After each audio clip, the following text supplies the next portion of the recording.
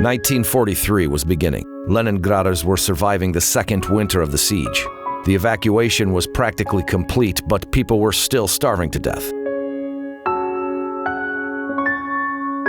The Wehrmacht command gave up active attacks to capture the city. The German reserves were sent to the south at the expense of their own troops, which were besieging Leningrad.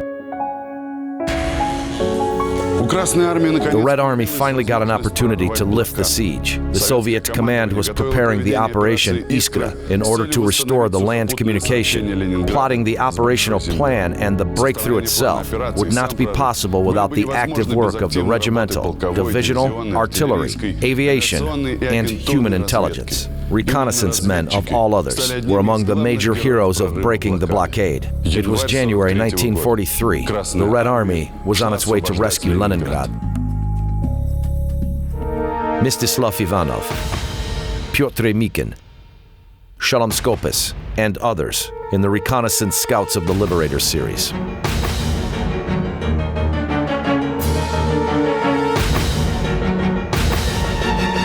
The main task of the intelligence is acquisition of information about the enemy. Defensive and offensive operations are planned, while its absence often causes defeat in a battle, which in its turn can affect the outcomes of the war. Information about the counterforce and the plans are acquired by air and land intelligence, surveillance, and listening surveillance services. It can come from the captives and line crossers. Communications intelligence and the net of secret agents are very active. Captured documents and hostile correspondence are studied. Every regiment had a reconnaissance platoon with about 40 people in it. It operated as a rule within the first defense zone of the enemy, and to get intelligence data, it could go up to 5 kilometers into the rear of the German. Each rifle division had a reconnaissance company. According to the Manning chart, there had to be 120 people in it, and it consisted of 2 platoons, foot mobile and cavalry intelligence. But the actual number of soldiers in the reconnaissance company was much smaller, as scouts died and were wounded more often as the regular infantry. Shalom Skopis, reconnaissance scout, recalls. Since the summer of 1943, there were never more than 50 people in our company. Out of the first makeup, just 5 to 7 people still remained on duty by January 1945. Divisional intelligence had to go 5 to 10 kilometers into the rear of the enemy, and during an offensive, up to 15 kilometers. The aim of the tactical reconnaissance is to determine the number of enemy penetrating force, the location of its military dispositions, identify the number of tanks, armored infantry carriers, guns, and machine guns. Sometimes key data could be found on a mere scrap of paper. Pyotr Mikin recalls, "It turned out that the prisoner we captured did not have any documents. The Army headquarters demanded we got another prisoner. This was just as if it was a death sentence. I realized that the Germans would be waiting for us. Suddenly I remembered that I ordered one of the killed Germans to be searched and all his documents taken. The soldier who did this confessed. Yes, there was a scrap of paper. I lost it. Maybe it just slipped off when I was drying the smock. Everybody kneeled down and searched the clearing in the woods on their hands and knees, and we found a wrinkled piece of paper. This was a postal receipt. The German had sent a parcel, and there we could discern the number of the field post office. Judging by the number, the prisoner did not lie. He was actually from the Great Germany Division. An identification prisoner was not necessary."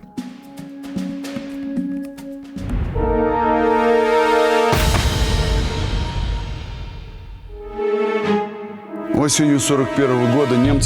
autumn 1941, Germans approached Leningrad and captured a part of the southern shore of Lake Ladoga. They managed to capture just 12 kilometers of the coastline between Schlisselburg and Workers' Settlement No. 8. But these kilometers were enough to cut Leningrad from the continent for the entire 2 years. At the same time, the Finnish troops advanced along the eastern shore of the lake till the Svir River. Communication with Leningrad was performed by air or through Lake Ladoga. The siege started. Since January 1942, the Soviet command 5 times attempted to break this ring, but all to no effect. there were attempts made to break a corridor to the besieged Leningrad over the shortest 12-kilometer way, which was called Bottleneck. But the Germans turned this sector into a single defense center. All Soviet attacks got stuck in the intricate net of entrenchments and firing points. The attempt of the Second Strike Army to break through in circumvention of the enemy ended tragically. The army was entrapped and destroyed.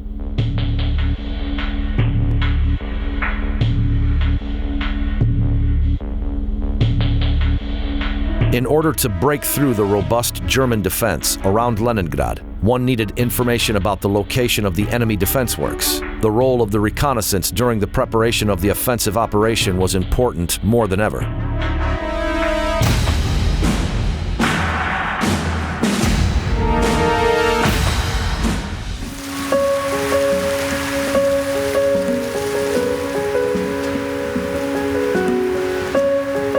Scouts were usually selected from the infantry and trained at their detachments. As a rule, only volunteers were accepted.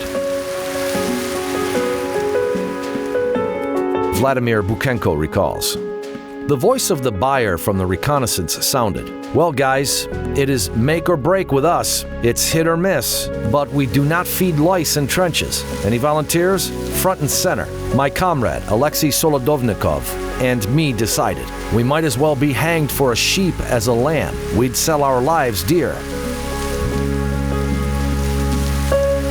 But the newcomers who chose to be scouts could only guess what hard combat work is expected of them.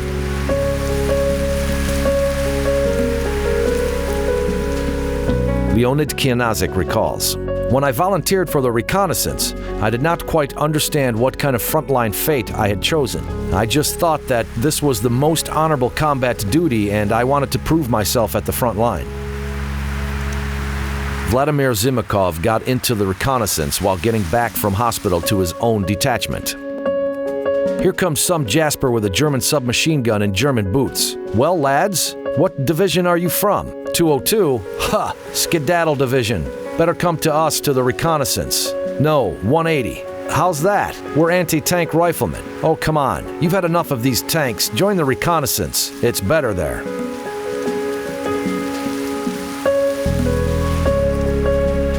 Vladimir Buchenko recalls, "There was no superiority in the old-timers' attitude. Moreover, they did their best to help the new soldiers in everything. One must take into account that scouts are a special caste. One has to be dead sure about one's comrade to accomplish a mission." But it was very hard for the newly appointed commanders to gain a good reputation.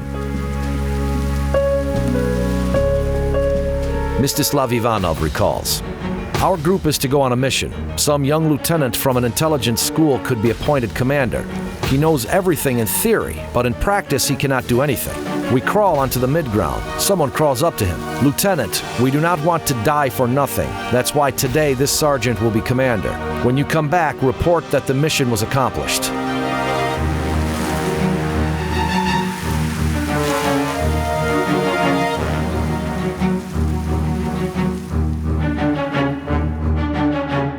The training of young reconnaissance scouts took from a week to a month, and only after they went on a mission.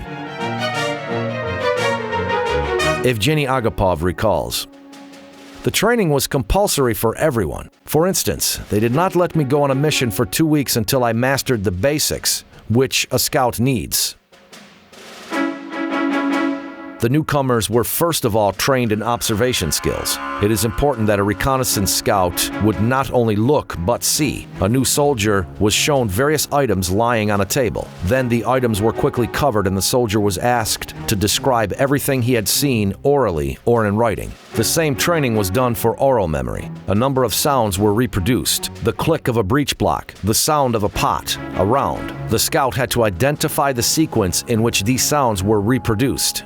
A very important skill was the ability to identify distance at night, judging by the flash from a shot. As soon as the soldier saw a flash from a distant shot, he would count, and 1, and 2. And 3. If the sound of the shot was heard in 3 seconds, then by multiplying 3 by 340, the soldier calculated the distance to the firing point, 1,020 meters. There were other figures which helped identify the distance to the source of the sound. Usual speech of one person is heard over the distance of 100 meters. Speech in low voice is heard over the distance of 90 meters. Commands and shouting up to 1,000 meters. Whispering, 60 meters. A cough, 40 meters. Footfall sound, 30 meters. Crawling, 16 meters. Truck engine running within 300 to 500 meters. The scout learned techniques of hand-to-hand combat and learned to wield a knife. Those who engaged in combat sports before the war, boxing or wrestling, also found themselves in the Reconnaissance Company.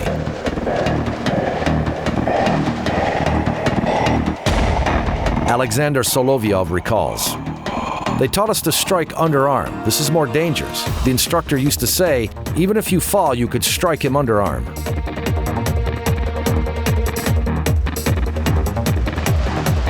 The newcomers were taught to crawl and overcome obstacles without a sound. We drilled carrying off sentries, who were played by scouts themselves while training.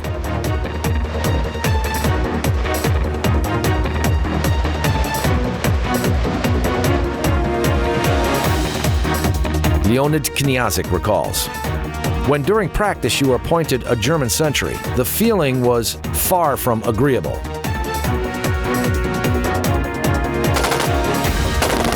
The soldiers learned how to fire various guns, most often handguns and submachine guns. They were not trained to deactivate mines. Sappers were assigned to the groups for mine disposal. After primary training, the newcomers went on a mission in groups consisting of experienced soldiers. And only during first reconnaissance operations, or, as they said, search, it was clear what every one of them could do and what tasks they could accomplish." Mstislav Ivanov recalls, "The main thing is psychological stability. A good scout should not panic even in the most challenging situation. He must get accustomed to the fact that he could be killed at any moment. If you think how to survive, you are not reliable anymore."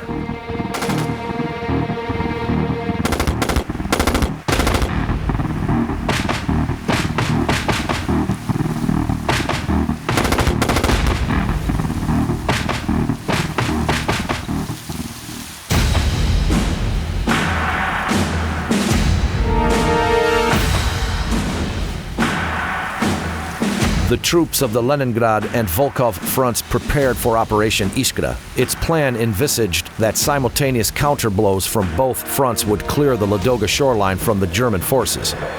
The territory was defended by the German group of troops equal approximately to 6 infantry divisions and possessing about 700 guns and mortars. To counter these forces, the command of the Leningrad and Volkhov fronts concentrated 20 rifle divisions, as well as 7 rifle, 3 ski, and 5 tank brigades. The troops had 4,600 guns and mortars and about 500 tanks. The numerical superiority over the enemy was, in the infantry, 4.5-fold, artillery 6 to 7-fold, and tanks 10-fold.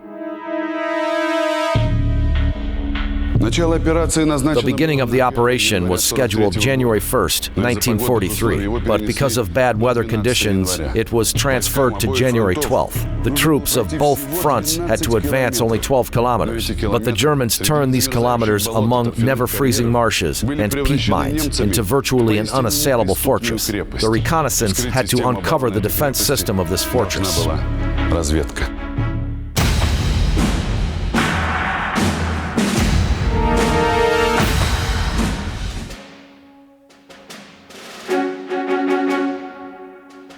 The enemy's defense was under permanent surveillance. For this end, fire units furnished a whole system of observation points at the battlefront, from where reconnaissance scouts observed the terrain in shifts. Most often, a trench or a small dugout were used as an observation point. As a rule, it was not big, about 2 by 2 meters. Its height, no more than 1 meter, only allowed the soldier to stay in reclining posture. For camouflage security, it was not possible to construct a high headwork. Besides, materials were scarce for that. The ceiling of a dugout is made of wooden boards, straw, and soil. The door was made of martial cloak, which during the day was tucked up to let in some light. At night, the so-called telephone illumination was used. A piece of PTF-7 telephone cable was hanged on the pegs, which were knocked into the walls of the dugout all around its perimeter. This cable had a cotton sleeving soaked with azocarite resin. In the evening, the cable was set on fire from one end and burned, producing a dim, smoking flame. In the morning, the hands, faces, and clothes of the scouts were black with smoke, but they could rarely come into possession of captured candles. To cover the observation point from the enemy, any movement around it during daytime were prohibited. That is why food was brought to the scouts twice a day, before dawn and after dark.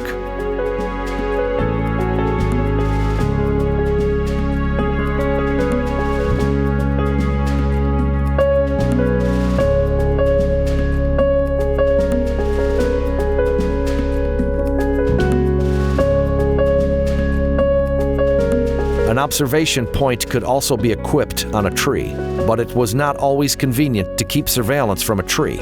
In windy weather, when the tree is swaying back and forth, you can easily be mistaken when determining the distance to the target. But the scouts had their own stratagem.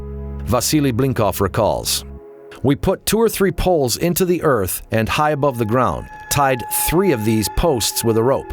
Only the treetop would sway if the tree is on leash. It would be much more convenient to observe and the data would be more accurate." Scouts had to know how to use a binocular telescope, binoculars, and a razvedchik, meaning scout in Russian, periscope. While observing, they kept records of movement and the enemy's positions, new or abandoned firing positions, hostile observation points, and the arrangement of German entrenchments. Often, Germans were employing stratagems to trick observation scouts. They put glass splinters on hill slopes. Their glistening looked like the glistening of a binocular telescope or binoculars. A beginner could mark this spot as an observation point of the enemy, but it was hard to deceive an experienced soldier. Sun glints from scattered glass are static, while glistening of the glass of binoculars or binocular telescopes move from time to time. In order to mislead the enemy and mask the location of the troops, Germans often deliberately fired furnaces in abandoned dugouts with damp peat, which gave much smoke. But experienced scouts knew that dugouts occupied by soldiers were heated only with dry wood and only at night.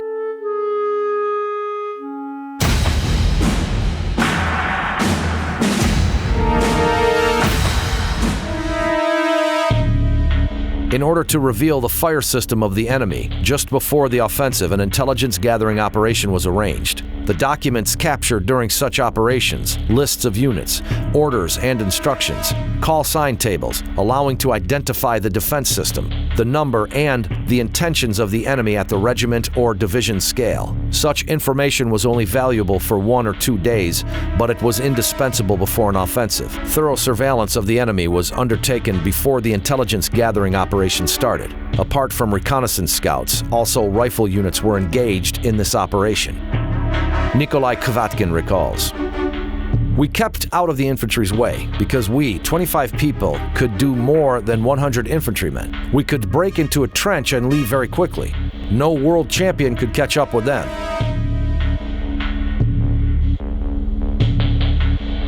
The infantry initiated combat. In the meanwhile, the scouts breached passages in the wire entanglement under supporting artillery fire and mortars. The seizure party broke into the trench by a sudden advance and raced back with the captured prisoner and documents.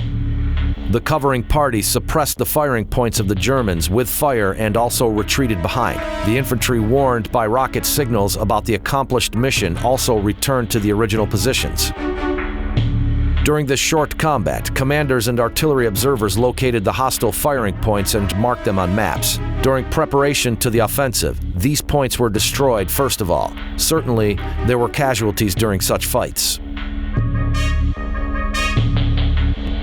Nikolai Kvatkin recalls, "There never was without casualties, especially in the covering party. The Germans pursued us. The covering parties came last, shooting back. They tried to shoot the Germans and let the seizure party leave."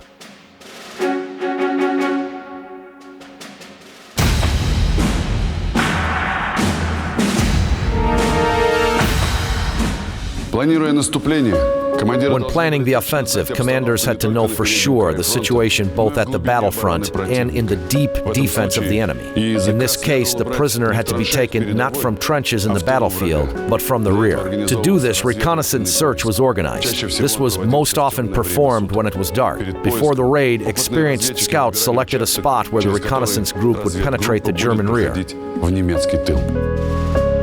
Alexander Solovyov recalls, 4 went to the forefront and selected a place for crossing. If they did not, the next night they went to another sector. The point for the sally was selected very carefully, and if the Germans noticed us, then off with it. We did not even come closer.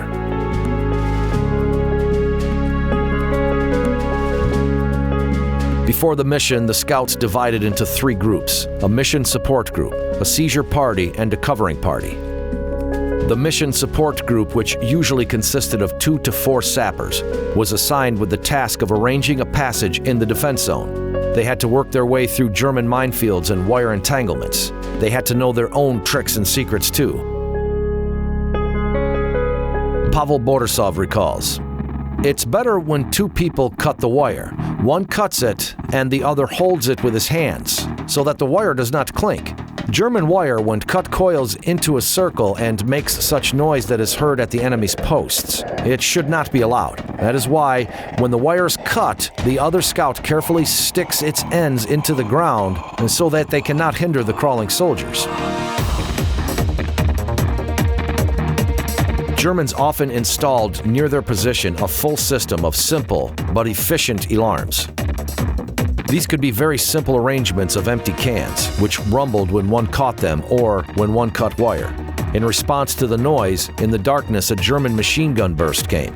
That's why one had to be very particular when cutting a wire. Usually only 2 bottom wires were cut to let a man crawl through.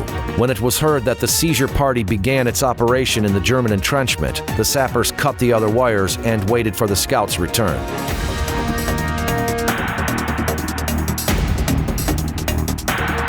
The seizure group consisted of soldiers who directly performed reconnaissance search at the hostile territory. As a rule, these were experienced, skillful, and physically fit scouts. Alexander Solovyov recalls, "Our seizure group was 4 Herculeses. One could see they were either athletes once, or I saw what they were up to during practice and how they threw each other. Very strong and skillful." In regimental reconnaissance, the seizure company usually consisted of 3 to 5 persons. Only 2 of them went on a mission. All 5 participated in operations only when accomplishing very challenging missions. For example, intercepting a motorcyclist or taking an identification prisoner from the headquarters. The covering party had to cut the enemy by fire while the seizure party was leaving if it was discovered. The soldiers from the covering party also had to carry out the dead or wounded comrades. Never leaving friends to the enemy was an ironclad rule of the reconnaissance. It was the covering party where most scouts began their service. Vladimir Buchenko recalls, "The young started with the covering party. They still had to gain experience in order to be in the seizure party." Nikolai Chernov recalls, "The soldiers sometimes refused to go on a mission if they were overwhelmed with the premonition of death. If a scout could not go, I did not force him. I never forced anyone, and always asked, 'Guys, who goes today?' and formed a group of those willing." They went on missions in regular uniform, without insignias. A camouflage cloak was also worn on top of the uniform. Documents and awards were left behind so that the enemy could not get any information even from personal belongings. The commander took with him the so-called blind map, which had no marks at all, and capturing a scout alive was almost impossible. Evgeny Agapov recalls, "Even a wounded scout in a desperate situation would shoot himself dead. The people who served in reconnaissance were mostly those who did not fear anything at all anymore."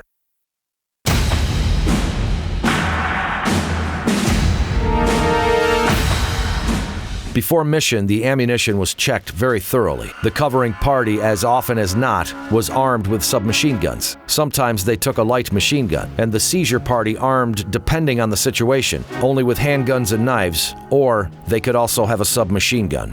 A heavy and cumbersome PPSH, Spagen machine gun, was not well suited for reconnaissance search. That's why many preferred German MP40 machine guns. Mikhail Schinder recalls, "The next day after my arrival at the platoon, one of the scouts took a German submachine gun and 3 magazine cases from his rucksack, and looking sideways at the PPSH, he said, 'Take this, Lieutenant, the Nazi one is not so heavy.'"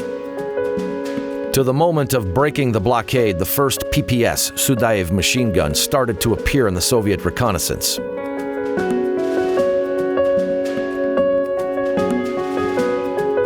A PPS submachine gun designed by Alexei Sudaev was well respected by many scouts. During reconnaissance search, it is very important for a gun to be light and compact. The PPS, which weighed just 3 kilos, outdid not only the legendary PPSH, but also the German MP30-40 machine gun, which was 1 kilometer heavier than the Sudaev, and the noiselessness of the scouts' movements directly depended on the weight of their arms. Evgeny Agapov recalls, "The scouts of a seizure party mostly went on missions only with the PPS, a handgun and a stealth knife. A PPS submachine gun was less cumbersome than a PPSH and more suited for reconnaissance." Alexei Sudaev designed this machine gun in 1942 in the harsh conditions of the besieged Leningrad. Many experts and veterans recognized PPS as the best submachine gun of World War II. Apart from being compact, it is handy and features quite good performance characteristics for a submachine gun.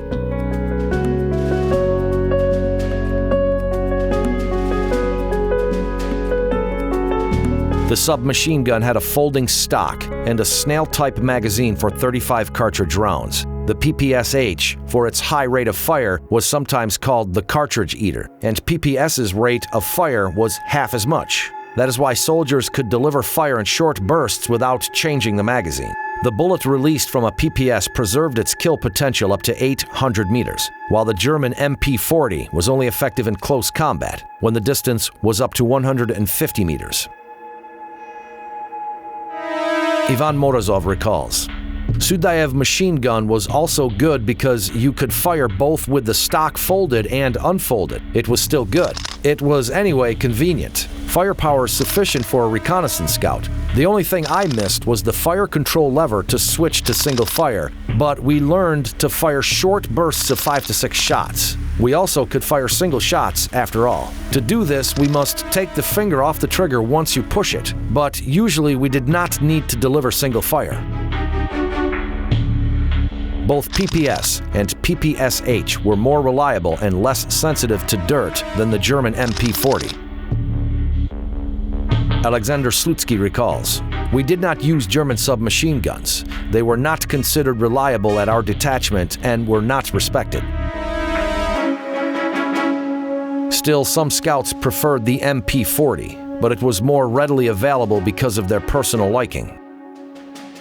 Batch production of PPS submachine guns started as early as in 1942. Its manufacture was simple and cheap, which was particularly important in the conditions of a dragged-out war. It was almost completely assembled from molded parts, which was bonded by welding or clinching. Material consumption for the PPS was 3 times less than for the PPSH. Material consumption for one PPS was 3 times less than for one PPSH. In 1943, Sudaev improved his weapon, removed minor shortcomings, and simplified some structural components, which made manufacture even cheaper. All in all, during the war, about 500,000 PPS submachine guns of both versions were produced. Captured PPS-43 submachine guns were highly valued, even in the German army, where they were converted and used as MP719R. For 2 days, the scouts were surveying the enemy's battlefront, selecting the least guarded spot. They decided to go through a small wallow, which was as if cutting the German defense into 2 parts. It was guarded by 2 rows of barbed wire, a minefield, and 2 fortified emplacements. The group of 10 scouts was led by the commander of the regimental reconnaissance platoon. In the night, the scouts went out to the midground, Sappers were crawling first. Suddenly, one of them stumbled upon a thin signal wire of the primitive German alarm system. You just cut it, and an empty can tied to the other end of this wire will fall, rumbling in the fortified emplacement. The gunner would jump up to his machine gun and will fire at the registered spot. While 2 sappers were holding the wire, the third cut it. Then they fastened the loose ends. They wrapped them around the stakes of the wire entanglements. A winter night is long. After several hours, the scouts, having breached through the entanglements and the minefield, crawled to the hostile territory. The sappers stayed to wait at the passage. Having walked half a kilometer, the reconnaissance group approached the road. Along it, on poles, a telephone cable was laid. The seizure party crawled to the telephone cable, and one of the scouts cut it. They only had to wait for the German signal men to appear.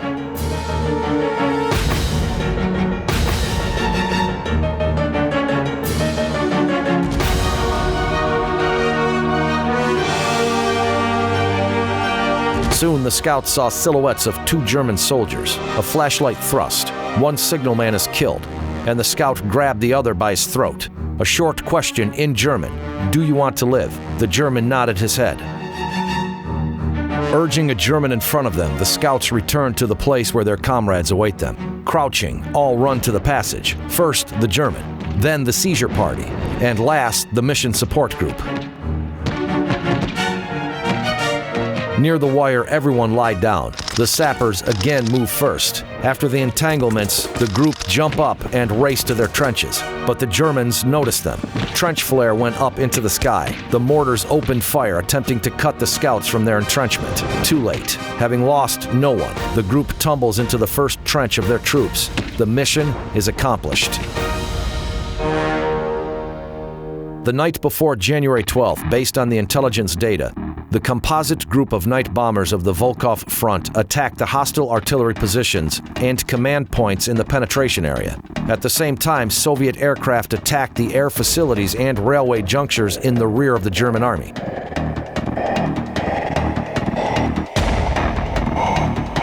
In this way, the German forces around the bottleneck were isolated from the main body.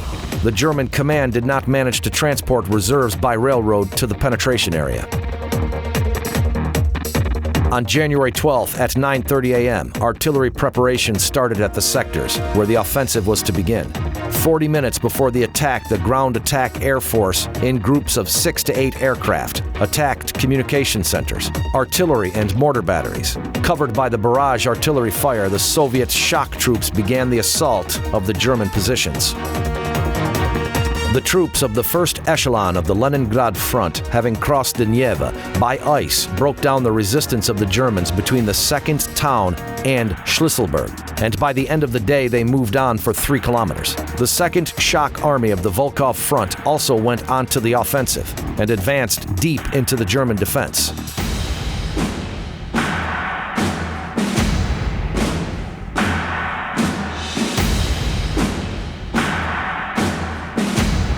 On January 13th, the offensive continued. By the end of January 14th, the distance between the troops of the Leningrad and Volkov fronts was no more than 2 kilometers.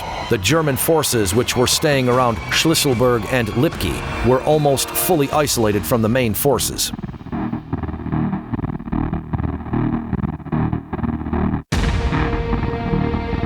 During the following 3 days, the Soviet troops, with increasing attack power, continued their offensive in an effort to complete the breakthrough and meet near Workers' Settlement number 1 and number 5.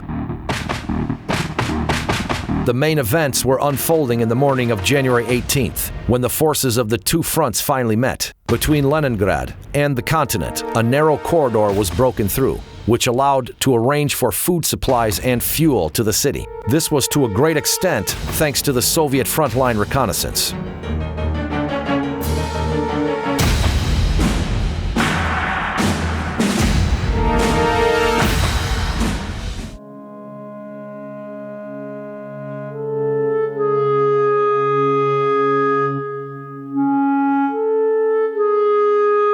Reconnaissance operations were not always successful.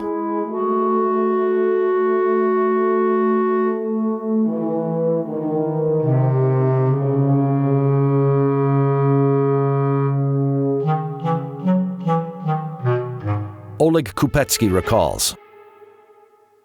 We used to say RIFRR, reveal, illuminate, fire, retreat, rest. When something of the kind happened, the commander was disgusted. You should go on the 4 C's. Come, capture, carry, carouse.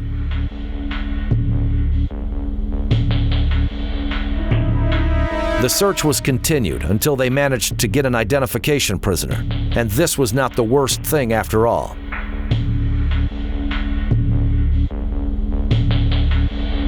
Mikhail Koch recalls. In the regiment which stayed next to ours, the commander, outraged by the failure of the reconnaissance scouts, ordered, "You haven't captured one at night. Go and capture one in broad day." And so they went, to their glory. Alexander Slutsky recalls. In the company itself, the discipline was cast iron. But outside, we could afford some deviations with the Army Bible, especially after some successful missions, when our squad had gained a very good reputation and we were trusted a lot.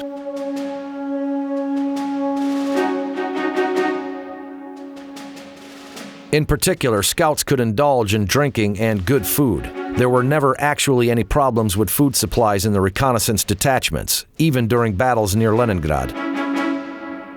Vladimir Buchenko recalls, "We never used to complain about food. We always went first, so we always had our spoils of war.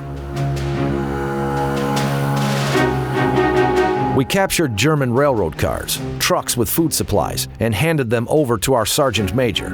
We would sometimes even feed the infantry."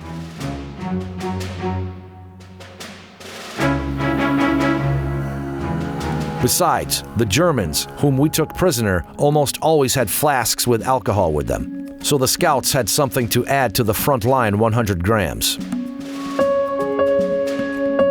Because of this, many people called them aristocrats. But scouts paid a very high price for their aristocracy, as they died more often than the infantrymen.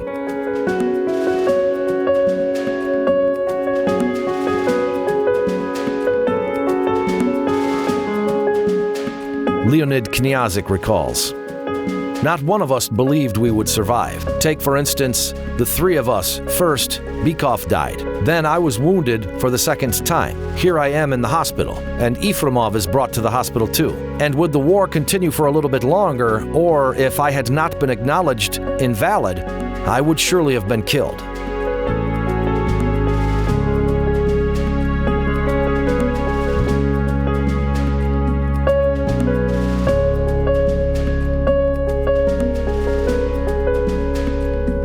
In order to survive, a scout, as no one else, apart from dexterity, strength, training, and experience, needed luck and good comrades, ready to die for each other, and they could be real friends.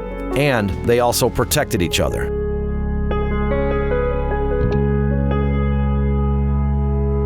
Mikhail Shinder recalls, "I so much wanted Vanya Shavakulov to be safe. I sent him on reconnaissance missions rarely. He had received a letter from his mother. It said Ivan's wife had died.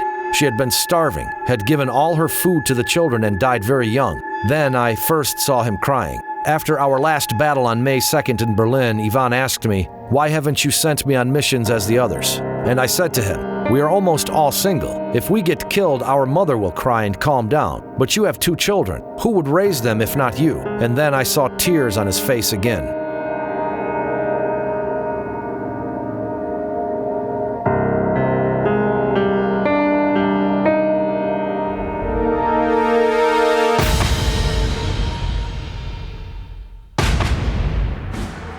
On January 18th, the troops of the 2 fronts met near Workers' Settlement No. 1 and 5. Schisselburg was liberated, and the shore of Lake Ladoga was cleared from the enemy. The 8 to 11 kilometer wide corridor along the shore restored land communication between Leningrad and the country. And finally something happened, for which the defenders of Leningrad had been dreaming, something for which they had been fighting. Later, the Volkov drinking song was composed. It was about these people. Let's drink to those who led their squads, who died on the snow, who cut their way through bogs to Leningrad, breaking enemies' neck.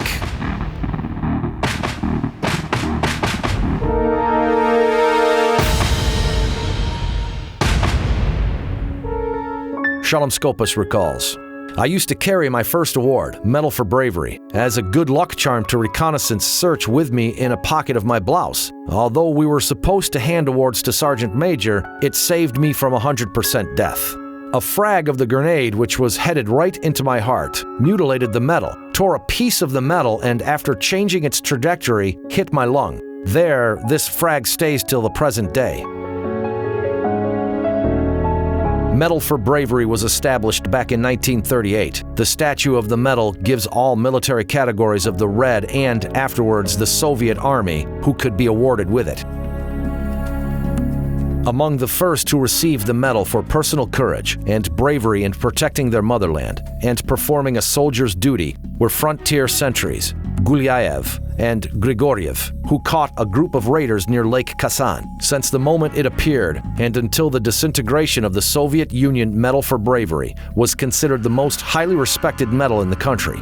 Vladimir Zimakov recalls, "At the end of the war, I received my Medal for Bravery for the Brood-Up Armored Infantry Carrier. In fact, for a Brood-Up tank, one was supposed to get 500 rubles and the Order of the Red Star. But the first and the best award is the Medal for Bravery, and only after it, the Order of Glory." During the war, Medal for Bravery was awarded to more than 4,230,000 soldiers. A mortar gunner of the 8th Independent Guards Rifle Brigade, Sergeant Stepan Mikolovich Zolnikov, was 5 times awarded with the Medal for Bravery during the war. Larissa Petrovna Moiseva came to the front as a medical assistant and finished war as a communications telephone operator of the 824th Independent Reconnaissance Artillery Battalion. During the war, she was 3 times awarded with the Medal for Bravery. Matvei Gershman recalls, "Certainly the Order of Glory or the Medal for Bravery on the chest are like a trademark or a quality seal of the active war participant. But there were thousands of soldiers and officers who were invalided from the army because of a wound, those who did not receive any awards. During the first years of the war, awards were rare." To prevent the advance of Germans to Lake Ladoga again, the Soviet troops went onto the offensive. By a newly laid narrow-gauge railroad, which was continually under fire, food and fuel were supplied to the city. The lives of many people of Leningrad were saved.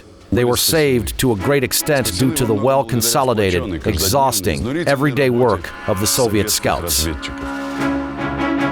Shalom Skopis recalls, "Scouts and raiders are the only people who spent the entire war face-to-face with the enemy and death.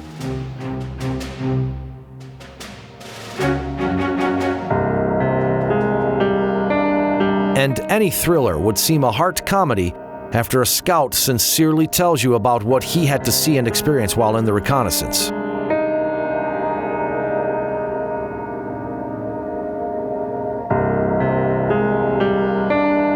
After all, we often had to slaughter Germans with knives or strangle them instead of just killing them with the submachine gun. You just think, well, what is meant by "I carried off a sentry" or "we neutralized guard without a noise"? Just ask scouts what nightmares they still have at night.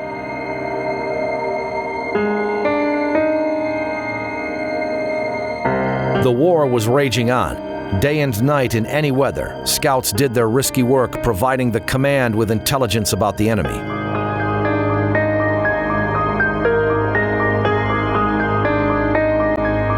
The lifting of the siege of Leningrad in January 1944 was in a whole year to come, and there was still 2.5 years until the end of the war.